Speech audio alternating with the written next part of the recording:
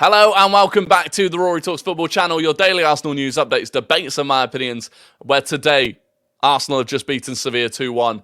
We got over the line in the end. It was far more tense than it needed to be towards the end after what had been a really promising opening sort of hour to the game where we were 2-0 up and in control. If you're new to the channel, by the way, please do subscribe. We're trying to get to 6,000 subscribers. Smash a like on the video as well if you enjoy it.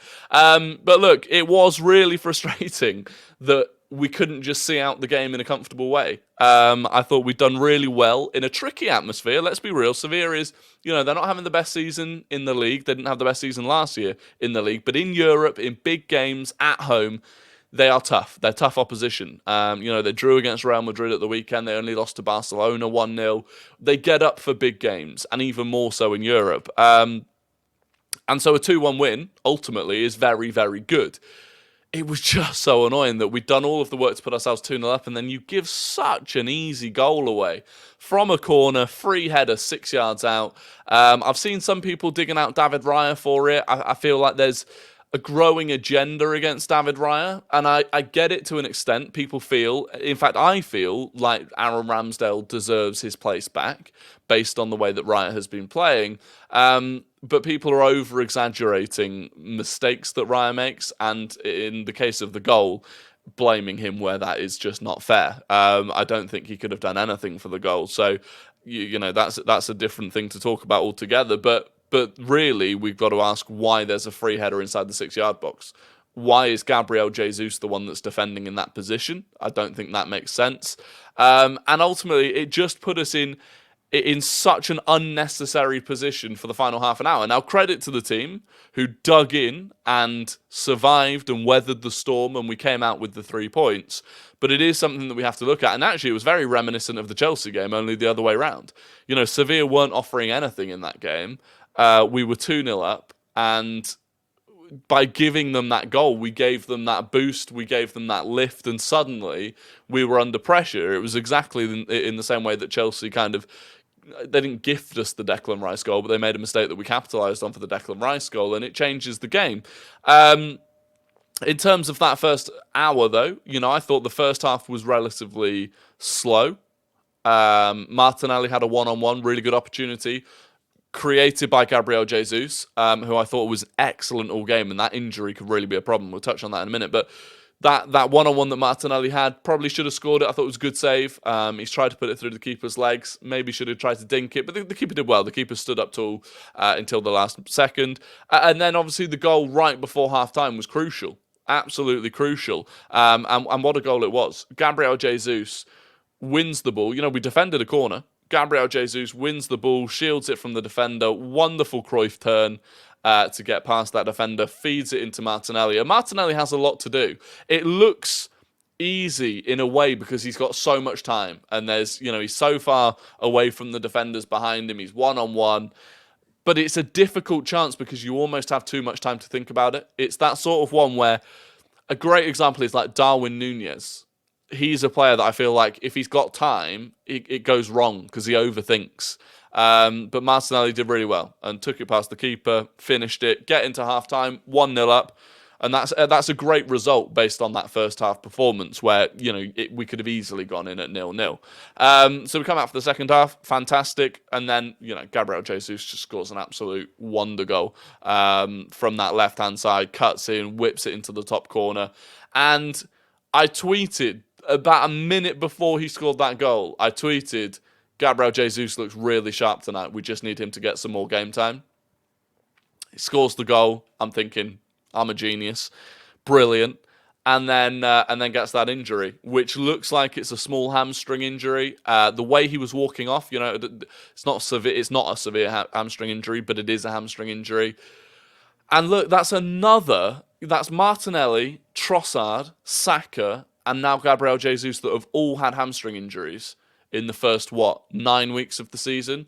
It's a problem. And if it's anything like Martinelli or Trossard, that's 2 or 3 weeks out, which is, like I said, it was so good that he was getting the game time and beginning to look sharper. Felt like we were beginning to see the Jesus that we saw before that initial knee injury.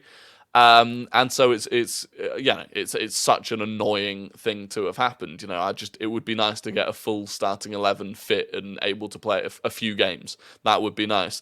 But he scores that, and then, like I said, we go and concede that stupid goal, and then you've got half an hour to see it out. And I did think we saw it out well.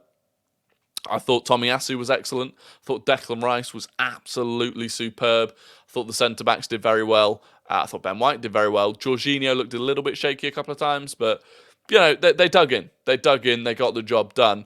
In terms of a few other sort of talking points, Ødegaard, again, didn't look great. I'll be the last one. I will be the last one to turn on Martin Ødegaard. The way some people are turning on him at the moment, I think, is a joke. But I'll admit he's not in great form. Wasn't his best game again. A couple of times again he got balls in positions where Ødegaard, even last season, I just don't think would take the shot on.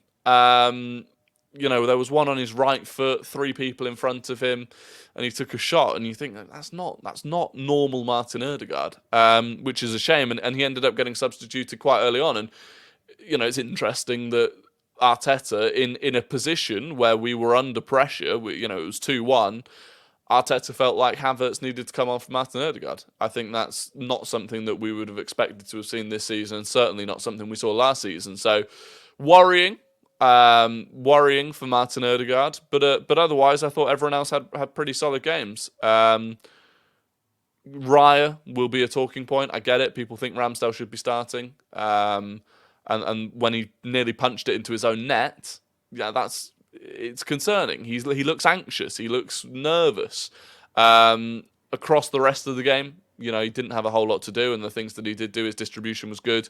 He was relatively calm on the ball, actually. But yeah, that one rash decision to come out and try and Superman punch it and end up with it going backwards over your own head in that position, in that time of the game, it's not good. And don't get me wrong, Ramsdale's done that sort of thing before himself. So it's not like Ramsdale's, this guy that's never made mistakes. But it is concerning. And personally, I don't think Arteta's going to stop playing Raya. No matter how many people get up in arms about it. Arteta's a very stubborn manager. He's not going to change it. But it's just a bit concerning. It is a bit concerning. Elsewhere, Tomiyasu, I said it, he had a great game. It was a decision to make for Arteta to bring him in for Zinchenko. It was a decision a lot of people wanted to happen. And credit to Tomiyasu, he did exceptionally well. He looks confident. And I think a confident Tomiyasu is a good Tomiyasu. Defensively, of course, he's way better than Zinchenko. We know that. But actually, he's getting himself forwards. There was a couple of times where he was almost at centre forward. He had a shot that went just wide of the post. And that's really promising. And if nothing else, it's another great option to have. So promising there. And then, like I said, I'll probably finish on it. Just how good is Declan Rice? How good is Declan Rice? Those maraudering runs through midfield, 2 or 3 of them, where he's run like 40, 50 yards with the ball. Unbelievable. And then defensively, he's just everything. He's everything. He's everywhere. And, what £100 million signing that was. But ultimately, the group now is looking good. We're top of the group, 6 points. Lens, after drawing 1-1 with PSV at home, which is not a great result for Lens, they're second on 5 points. Although, actually, in a sense, it's a good result for Lens because they're 3 points clear of PSV and Sevilla, who are both on 2 points. Obviously, that leaves us 4 points clear of those two in third and fourth. So I think qualification from the group isn't wrapped up, but it looks fairly comfortable from here on out. We've got 2 home games left. We play Sevilla at home and Lens at home. And realistically, we should win the group. But, we've done what we needed to tonight. We move on. The next Champions League game is at home against Sevilla. And, all round, a successful night. Made more stressful than it needed to be, but a successful night. That's the end of the video. If you enjoyed it, please do subscribe. Like I said, smash a like on the video. Massively helps me out.